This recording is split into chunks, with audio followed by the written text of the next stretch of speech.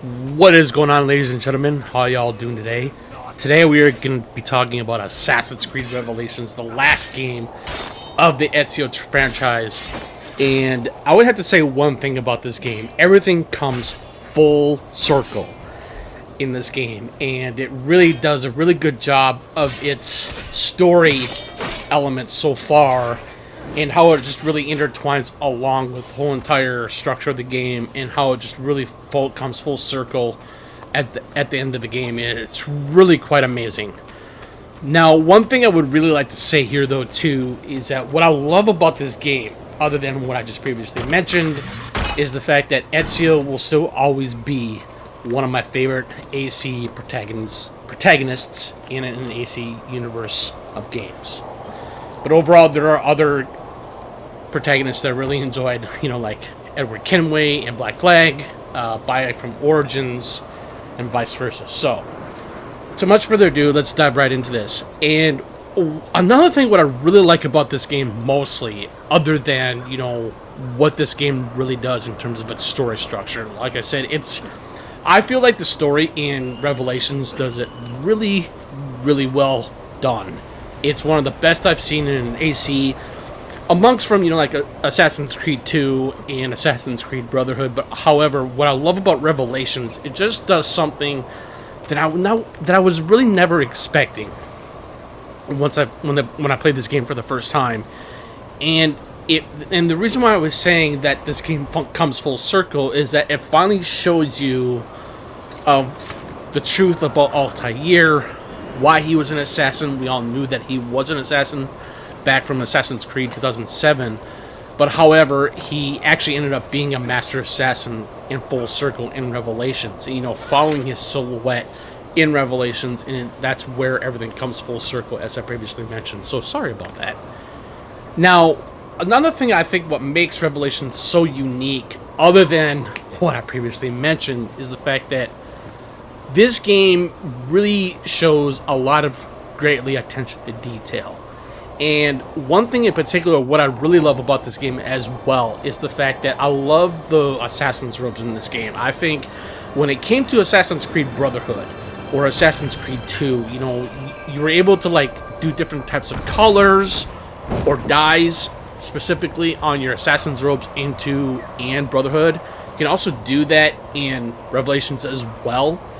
But what I love about the Assassin's robes, especially in Revelations, it's a little bit more robust, and the way how the color just basically exfiltrates itself onto the canvas of the Assassin's robes for Ezio, especially in Revelations, and I think that's what's really cool about this one as well.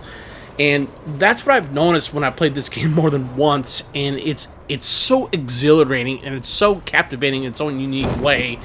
And I just love the way how Revelations just really pulls you in terms of its style of what the robes really represent, not just as an assassin, but this game also takes place in Constantinople, also known as Istanbul, and this era is basically the same era as that of Vlad the Impaler, known as Dracula. A lot of people might not know this, but I'm sure that a lot of people do know that as well. So I thought I'd put a little bit of knowledge in there, huh?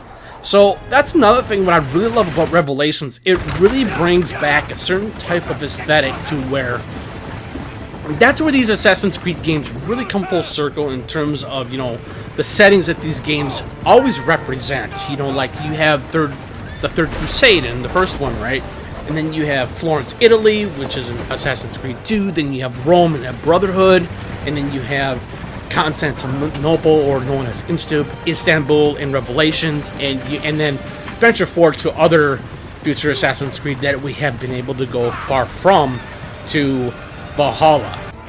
Much like Assassin's Creed Mirage, which was coming out later this year, October 12th, 2023, so bear that in mind as well. So, another thing I would really like to say about this game, too, I really think that this game did, like I said, it does an amazing job of what the storytelling is. I think when it comes to the Assassin's Creed games, especially the Ezio franchise, I think this is one of the best stories I have ever seen or watched, or what it represents in these three individual titles. But it's the Ezio Saga, and I think it's one of the best I've seen. Like I said, it's one of the best I've seen from that, like Assassin's Creed 2007 or Black Flag or Assassin's Creed 3, because you have all these different types of games in so many different types of eras, and the eras are always going to be one of those things to where it sets the bar of these different types of vistas in these games. And I think when it comes to Revelations, I think Revelations just did a really fantastic job of getting that full-on aesthetic of the world itself. The way how the world has... I think it has one of the best world building, in my personal opinion. Now, there is one thing I would really like to address here, though, too. There are, like, only 2 flaws in this game that I really kind of felt from me as a gamer and an Assassin's Creed fan. Is that they had, like, a thing called time sync constraints, and Assassin's Creed Brotherhood had this as well. But I don't think I never really fully talked about that in the Assassin's Creed Brotherhood video that I made. I don't know how long ago it was, but that's besides the point. That's the only thing that I don't like about this game, though, too. But I totally ignore it because I just want to have fun playing this game. And why I think Revelations, like I said, I think it's one of the best in the series. But overall, I would still say Assassin's Creed 2 is still my favorite one in the Ezio Saga of the games of the AC series. Another thing is the tower defense thing that they had in Revelations. I think the tower defense in this game, even though I felt like that it was necessary but unnecessary. It's one of those things to where it's like I wasn't really greatly impressed with it. I thought it was like I said, it was unnecessary, but I'm sure that some people had some fun with it. I particularly didn't have fun with it, and that's one thing that, like I said, those are the only things that I have that I did not like about Revelations overall. Excuse me, but overall, I really think that Revelations like I said, it does an amazing job of what an Assassin's Creed game is. And another thing, though, too, what I love about Revelations as well is the fact that I love the gunplay. Excuse me, I love the gameplay.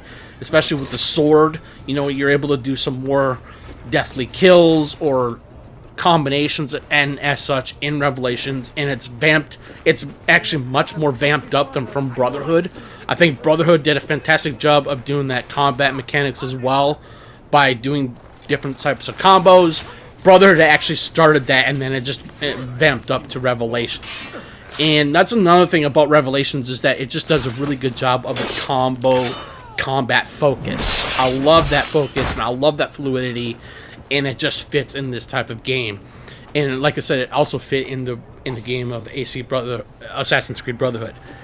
Now, one thing I would also really try to address here, though, too, is the bomb crafting. I think the bomb crafting in Revelations is very unique. I mean, obviously, when you loot different types of enemies, you will be picking up certain types of ingredients, and you will be able to pick up certain types of shells, specific, whether if it's a hard shell or a soft shell or like a pouch, as it were, to where you can throw it down and have it being a smoke bomb, that sort of thing, and you can do that as well. And that's another thing what Revelations does a really good job. I love the way how Revelations just vamped up to what made Assassin's Creed 2 very combat focused, other than being an assassin's focus, right? Because you're that master assassin, right? But in Revelations, it does a more unique job of, being able to make certain types of bombs in any kind of certain types of given situation that you are able to partake in, or how you're able to achieve that certain type of situation. And that's where that's where the bomb crafting really comes into play in Revelations. And I think Revelations just did so much good job on that. And it was really hard for me to try to pick up a word there, but it's a good thing that I picked that up really fast. Now, I think overall, what I really truly think about Revelations, I think it's, like I said, it's definitely my favorite Assassin's Creed game, especially when it comes to the Ezio Saga. But however, like I said, AC2 will always be one of my favorites in this Ezio Saga as well, or collection. But overall, I think when it comes to the settings from Assassin's Creed 2 and Assassin's Creed Brotherhood and Revelations, I think Revelations is one of the most interesting and more intertwined and connected type of space to where it's very visual. The visuals in Revelations is one of the best I've seen from that of what Brotherhood did or what AC2 did, and I think that's where Revelations also fits in that type of sort of narrative, and how it becomes a prime focus of what these environments do when it comes to Revelations. I think Revelations just does something very far unique of what I previously mentioned about this game before, and that's what I love about Revelations. You know, like, other than the fact that I did recently just mention about 2 cons that I don't like about this game, but overall I still think that this game is a strong title, and it shows, and I really greatly appreciate Ubisoft for making such a really good, renowned series.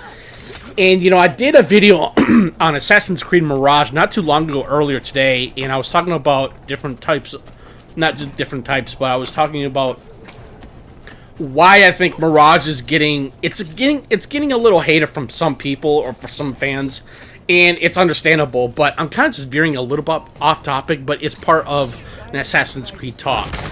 And so, but going back to Revelations, I think Revelations just does a really good job of focusing on what it wants to do, and I think it just does it perfectly. I think when it came to Brotherhood or AC2, the stories in those 2 were absolutely amazing. I love the character progression. I like the way how the progression was with Ezio, along with his father in AC2 before he actually ended up being murdered. But however, when it came to Brotherhood and Revelations, these games just really vamped up Ezio's story and to come to a very amazing finish. And so I just think that as far as I know, is that they actually made it a movie called Assassin's Creed Embers, which actually took place after the events of Assassin's Creed Revelations. And I do highly advise watching that movie as well, because that does tie into Revelations as well. So that's where the saga of Ezio ends. And it's a sad story, but however, I still really enjoyed it. Now, what I will say is that, do I highly recommend playing Assassin's Creed Revelations? If you want to get into the Assassin's Creed universe or the series as well, I do highly advise playing the Ezio Collection. I mean, I do believe that playing the Assassin's Creed 2007 is I don't think it's a viable game to play on console, but I do probably believe that it's a lot better on PC because they do have a director's cut. And I would say play that director's cut. I'm sure that there are some things that were initially cut from the original game and implemented into the game itself, a la making the director's cut. Now, another thing I would say in final and overall things here about this game is that I really think Revelations just did a lot of things right. And like I said, the game's beautiful. It's one of the best looking Assassin's Creed games I've ever played. And like I said, Istanbul, or known as Constantinople, it's just it's amazing. It's amazing how far these games have come, and I'm really hoping that Mirage can really be that type of potential of being a great Assassin's Creed game. You know, I don't think I really delved too much on that trailer that they revealed not too long ago from the PlayStation Showcase as of last week. But however, I'm still thoroughly impressed with what they're doing.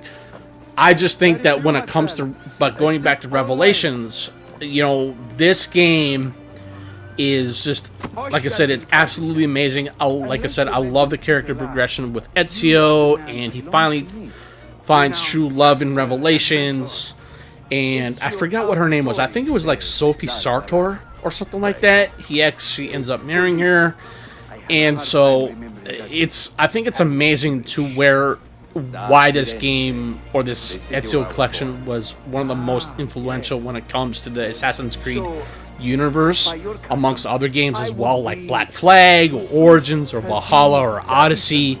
But however, I think when it comes to the older school Assassin's games like this, I think the Ezio collection is one of the most influential of all the Creed games that we've had in the previous years, and the future titles that we do have now.